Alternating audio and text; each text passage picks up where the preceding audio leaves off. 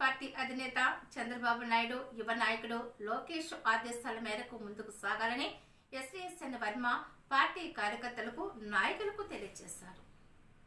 SVSN Varma మాట్లాడుతూ party నాయకత్వం ఏ నిర్ణయం తీసుకుంటే ఆ నిర్ణయానికి కట్టుబడి ఉంటామని తెలిపారు.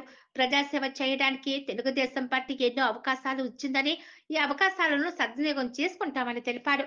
క్రమశిక్షణ కలిగిన తెలుగుదేశం పార్టీ కార్యకర్తలు నాయకులకు ఎప్పుడూ రుణపడి ఉంటామని తెలియజేశారు. పార్టీ విధానాలతో ముందుకు సాగడానికి ప్రయత్నం చేస్తాము తప్ప సొంత అభిప్రాయాలను ఉండవని వారు తెలియజేశారు. ఒక జడ్పీటీసీ నిర్ణయించడానికి చాలా ఇబ్బంది పడుతూ ఉంటామని, ఒక ఎమ్మెల్యేగా, రాష్ట్ర అధ్యక్షుడిగా, ముఖ్యమంత్రిగా చంద్రబాబు నాయుడు ఎంతో ఇబ్బంది పడి ఉంటారో మనం గ్రహించాలని తెలిపారు.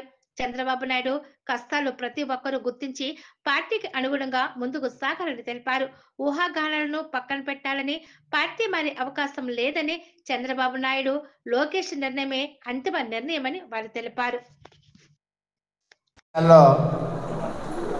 కొన్ని ఇబ్బందులు ఉంటాయి. మన అధ్యక్షుడు మనం ఒకరికి జడ్పీటీసీ ఇవ్వాలంటేనే మల్లగొల్లాలు పడతాం.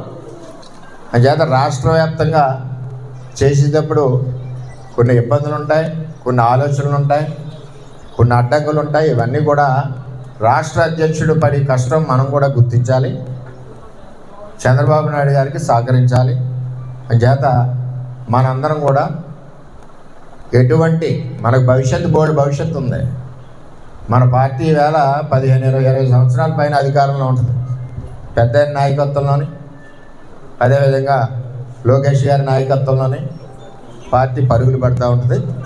చేత దయచేసి మనందరం కూడా ఎప్పుడు పార్టీకి అండగా, చంద్రబాబుకి అండగా, భవిష్యత్ రథసారథి లోకేష్కి అండగా మనందరం ఉండాలని మీ అందరినీ కూడా మనస్ఫూర్తిగా కోరుకుంటూ మరి నేను సెలవు తీసుకుంటున్నాను. అందరికీ నమస్కారం.